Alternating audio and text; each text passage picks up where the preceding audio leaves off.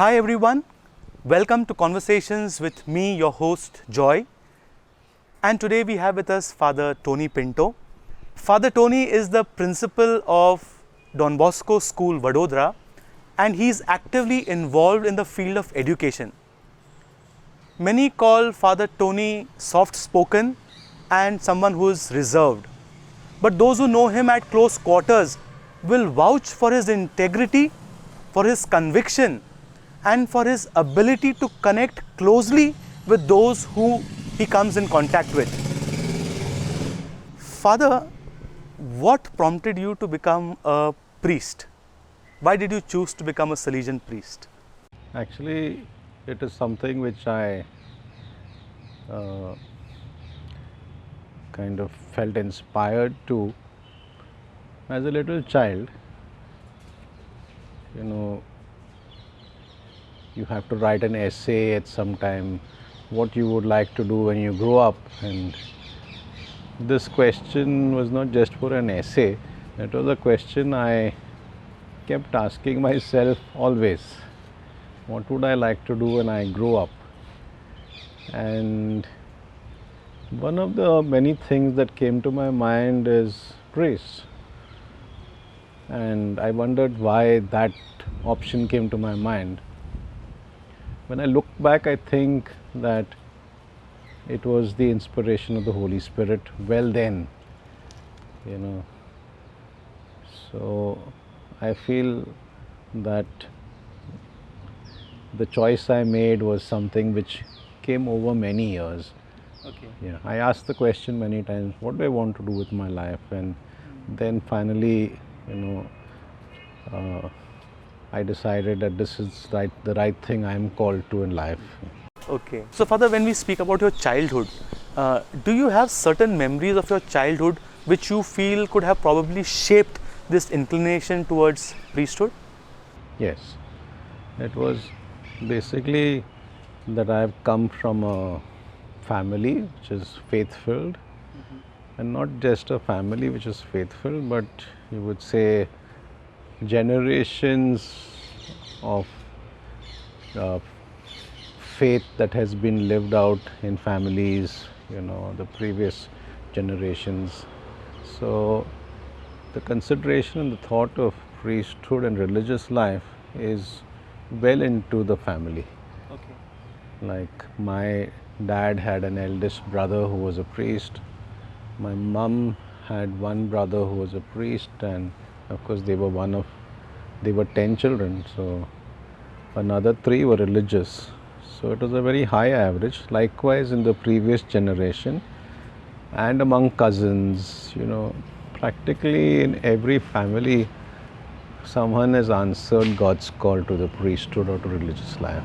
So basically, it's like in the family. I mean to say, there have been. No, it's not like in the family, but this consideration was well,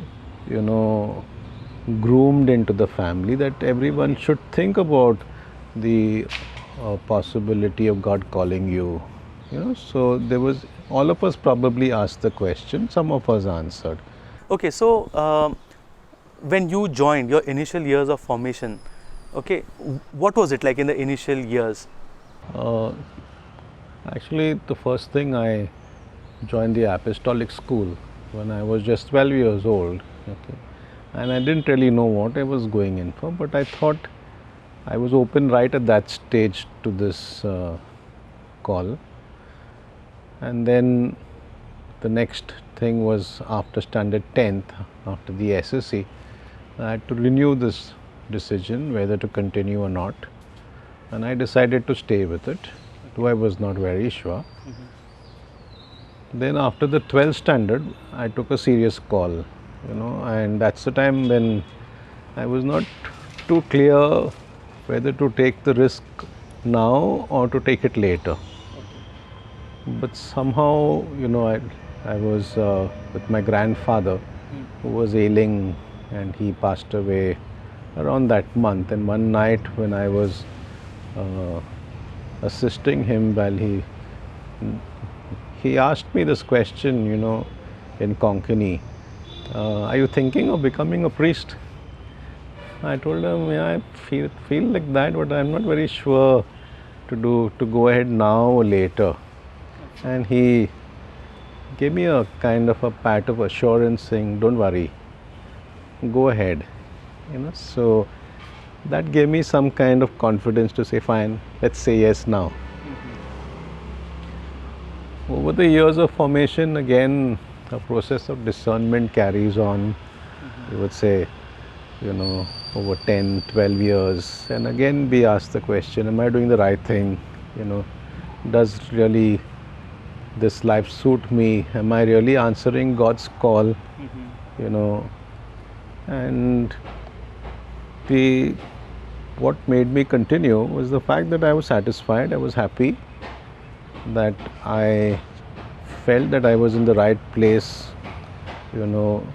as a Salesian, and I got attached to Don Bosco, and the charism of Don Bosco became part of me because I love children and I loved everything that Don Bosco loved. So it was not about becoming a priest. It particularly became specific a Salesian priest that I wanted to be. Okay.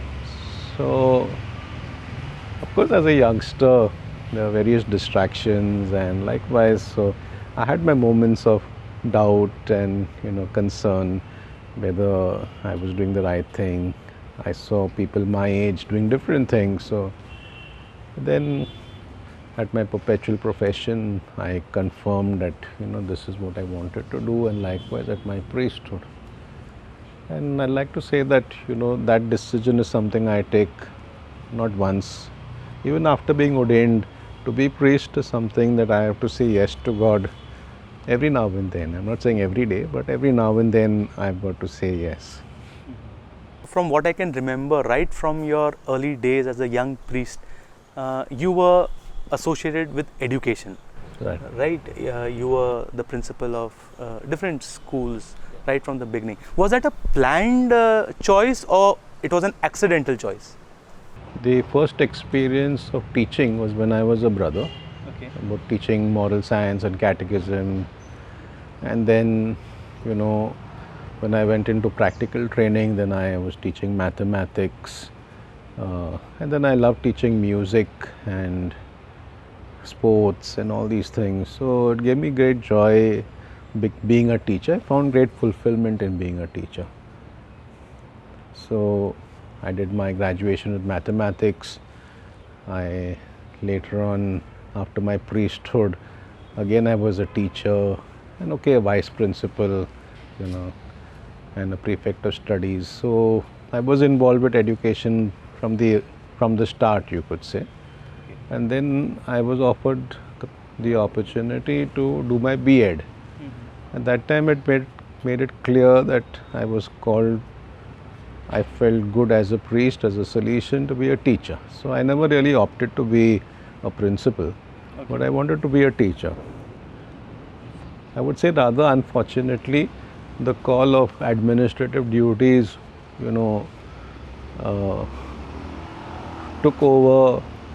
took priority over my longing and my desire to be a teacher.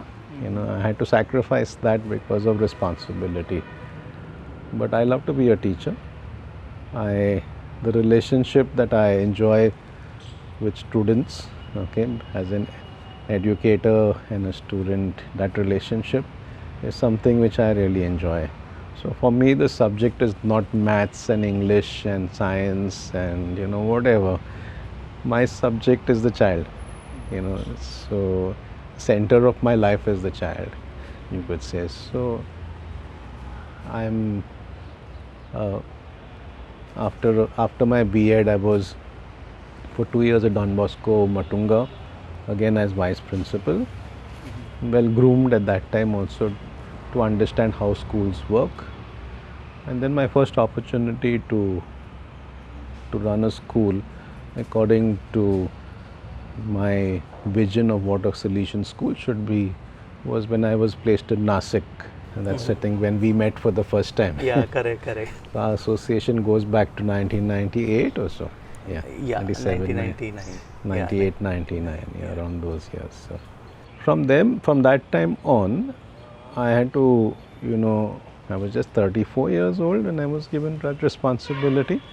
I had to rise up and have the maturity that was needed to be a school leader. And I enjoyed great, support, and had a wonderful team always, So it was a very wonderful experience right from those years when I was leading a school as a principal. After that, I moved to another school after 4 years. I was in Mumbai at St. Joseph's, 7 years, and then it's been a long run here. Okay, this is the 12th year at Don Bosco, Baroda. Yeah. Okay. And if all goes well, I think next October, that's about 11 months from now approximately, I would call it a day as far as schools are concerned officially. Father, what has been your experience about the level of education? Because you've been an educator. So what do you think is the present situation, and do you think we are moving in the right direction as far as education is concerned? It's a very broad question that you're asking. Okay. What I would only like to say is that the aim should be to help a child to grow. Yeah. That the growth of each child is unique, okay, and that's what we need to promote. That education needs to have a lot of flexibility to assist the child to grow well, okay, which I found over the years is that rather children were fitting into molds rather than helping them to create their own molds to grow up. So that's what I felt, that every child had to adjust right from day one that they come into school. They have to accept a certain discipline and a structure which is not really customized to the personal need of a child. So that's where I feel that the role of the educator is very important, that the educator needs to have that personal rapport with the child, every teacher, to understand what is the need of that child. So unfortunately today everything is still in terms of marks and scores. Everything is sort of long term oriented towards career, but no one understands that actually childhood and the years that a child spends when the child is in school are actually the best years of life. They are not transitional years. They are years, okay, which in themselves are meant to be enjoyed, and they're an end in themselves, those years. Okay, so that's not a prep. Everyone considers it a preparation for adulthood. I wouldn't think so. I think childhood is the most beautiful part of life, and unfortunately the school system in our country deprives a child of enjoying one's childhood.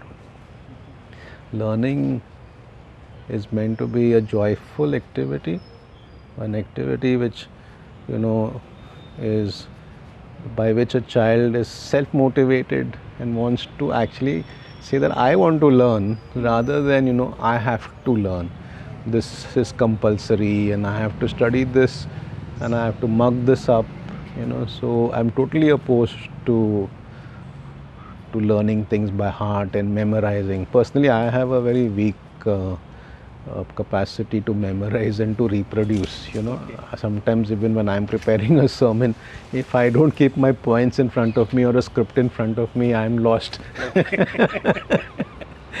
Not because I don't know what to say, but at that given time, so I think that's one of the reasons. One of the reasons for that is because of a poor nurturing through the period of childhood when I was in school. Okay.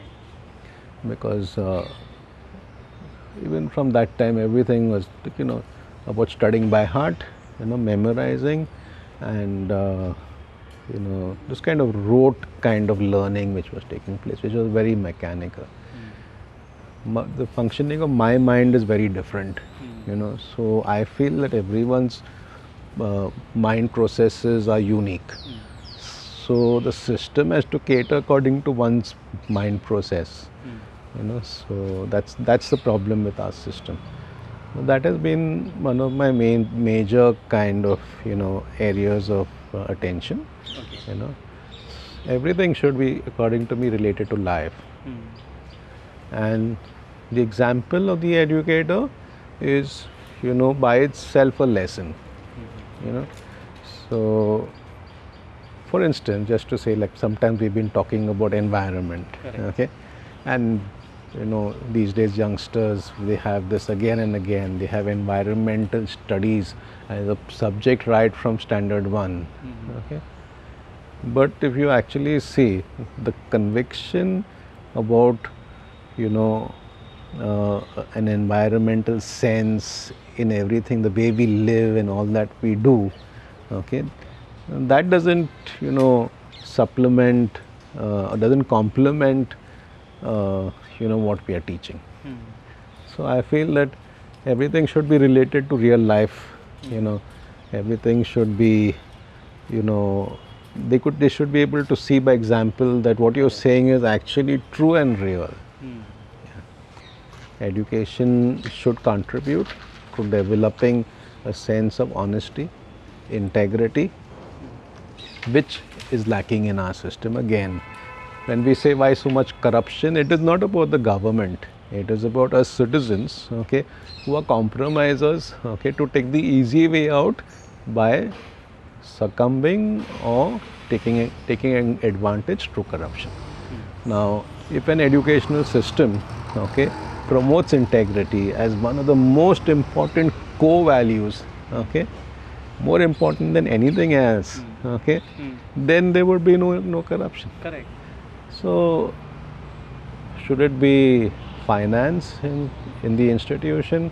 Should it be an appointment of a staff member, or granting admission in school? I feel every process should be transparent and accountable and clear.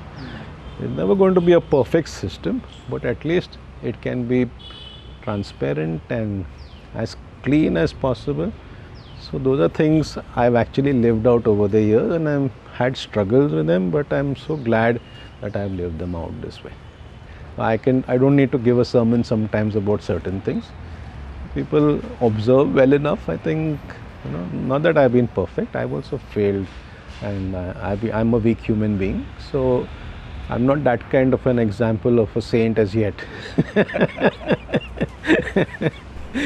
We've heard about stories of how you stood for the truth and for integrity on numerous occasions. How difficult it is to stand up for what you are convinced about. It's very difficult. Okay, we don't get work done. Okay, it takes more time. Got to pray a lot more. You've got to wait patiently. So to say that, and you've got to ask God, you'll make it happen at the right moment. So it's a lot of waiting for certain permissions, you would say. Certain things to happen.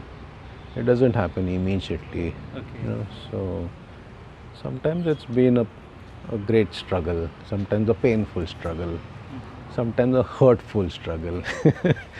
But when you look back at it in time, while you go through it, it's a little painful. But otherwise, when you look back, it's a satisfying feeling. Oh, good I went that way. It was. I think it was best that way. Yeah, good we didn't succumb. Good we did not compromise.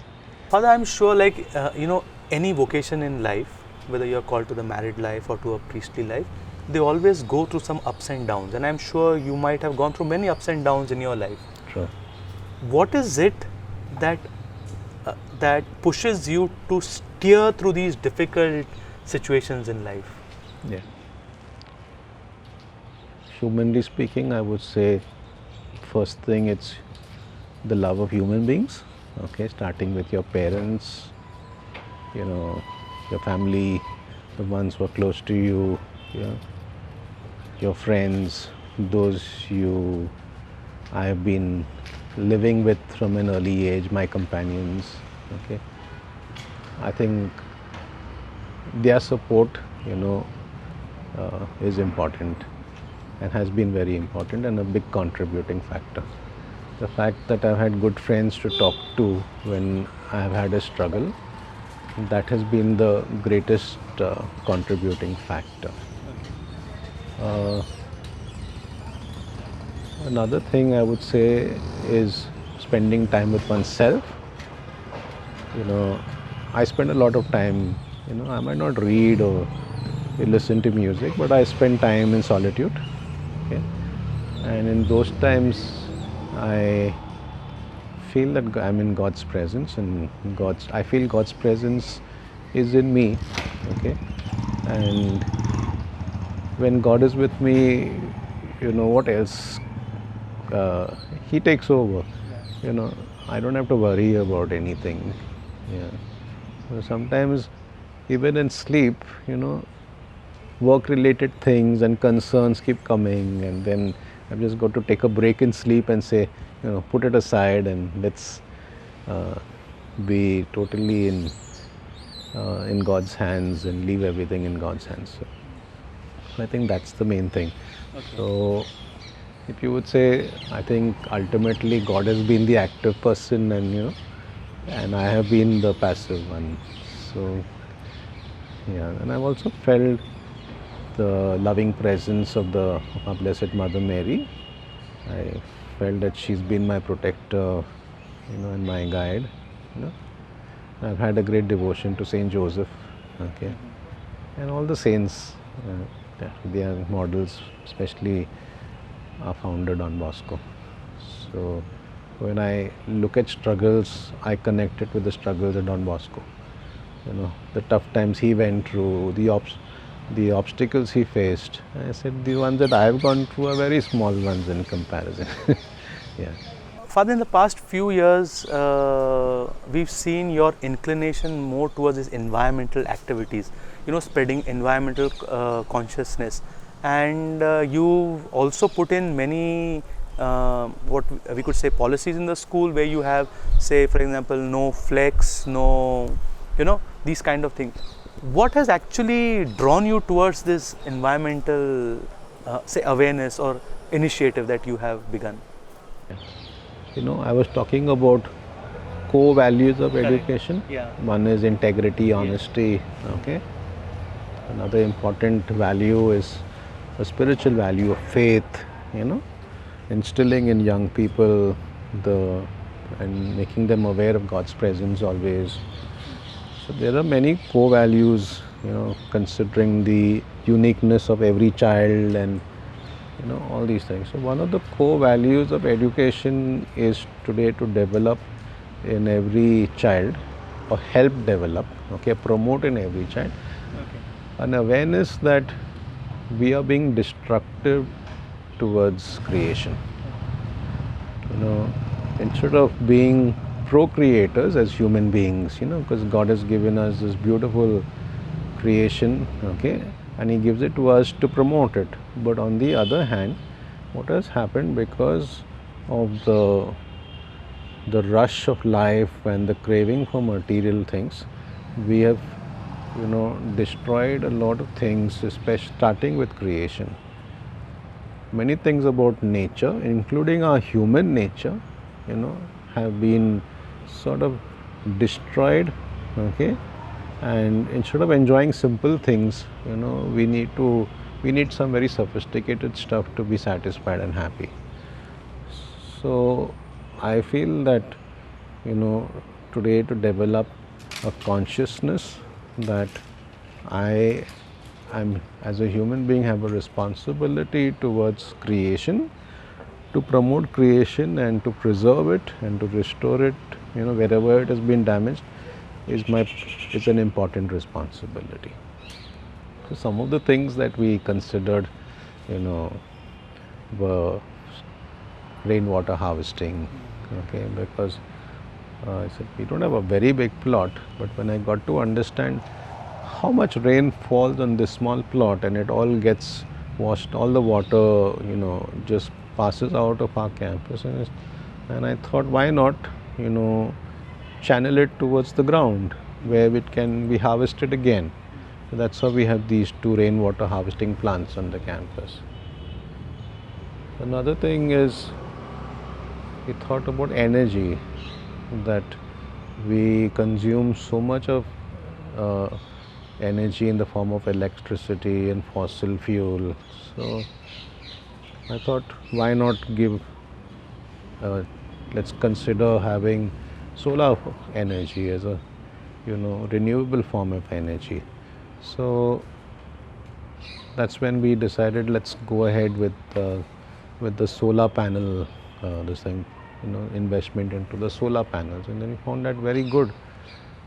In 4 years that I think we have this panel now, okay, we have an advance amount, okay, of over ₹1 lakh against our electricity bill. So we are on the minus as far as money is concerned, but it's not about money. Think about how much energy, electricity, and the energy that we have saved, how much carbon emission we have prevented, okay, because of this option that we have taken. Then another thing related to environment, I felt that we had this culture of, not managing waste well, and so all the waste would come together and it would be burnt, or it would be taken out and dumped, out wherever, in these areas where we have the dump heaps in the city. So I said, why not manage our own waste? So that's when we started segregating waste, and so right now we are not yet reached zero waste, but we're coming down day by day to reducing waste to almost zero. So that's another good thing. One of the major forms of waste is the organic waste. So when we started treating that waste in a very simple way, and that's how we generate something like 10 tons of organic manure in a year. It's a substantial amount. And we also said, it cost us a little, so let's sell it, not to make money, but any project, should also look after itself, that should generate it for itself for sustenance. So we've also started selling that, as a start. So we might not sell 10 tons, maybe we start by selling 1 ton, 2 tons, 3 tons, 5 tons. What we need over here is about 3 to 4 tons. Okay. The 6 tons can generate money, which is sufficient for the for a family to survive in India. If you look at it in terms of money, yeah. It's about having a concern and doing it ourselves, not relying on other people to do it. Yeah. When we do it ourselves, then I think we don't need to talk about it too much. Sometimes maybe we need to promote and need a platform for everyone to know. But when we live it out, when we do it ourselves, then I think people would see, okay, that's not just something from the books, it is something real, it's necessary. And then maybe people would imitate and replicate it and take it elsewhere. That's the thing. So the 2000 kids who are here, if they develop this strong sense, okay, even if you take these 5 issues, which are the 5 points of our policy, if they become policy makers tomorrow and they make this as part of all planning, okay, wherever they are leaders, or in their homes, there would be a big transformation. Father, now there are many youngsters, sometimes they have this doubt in their mind who are looking to join priesthood. What advice would you like to give youngsters who want to join this vocation to priesthood? I think people need to ask the question. Everyone needs to ask the question, just like I asked the question. Okay. Why not? Okay. And if they feel the answer is coming, say yes, okay, they should have the courage. They should be well supported by family, okay, and sharing in the priesthood of Christ, the ministerial priesthood of Christ, okay, is something which is a great privilege given to us in the community. So more than the best careers that one can opt for, if one is able to answer this call and find satisfaction and fulfillment, I think no one should, uh, you know, resist this call that God is giving you. That's what I feel. That it's a beautiful life, okay. It's a challenging life, okay, and everyone's got to know themselves to understand whether, okay, they could meet the demands of this life as well. Okay, it's more important to be a good priest, and wanting to be a good priest, that's very important. Not just, you know, reaching the priesthood and then that's it. I've reached here. Now what? I think there should be a constant and a consistent desire to always be faithful. And even if does someone fail, you know, as a human being, they should be given an opportunity to start again. Yeah, they should be able to forgive themselves and to say that, yeah, that's it. I made a mistake, but I pick up the pieces and I put myself together. Correct. Actually, I don't put myself together. God puts the pieces together. It's that way. Yeah. So thank you very much, Father, for sharing so deeply with us today. I hope what you shared will also resound with our viewers, and we hope to bring many such interviews to you in the future. Till then, take care and goodbye.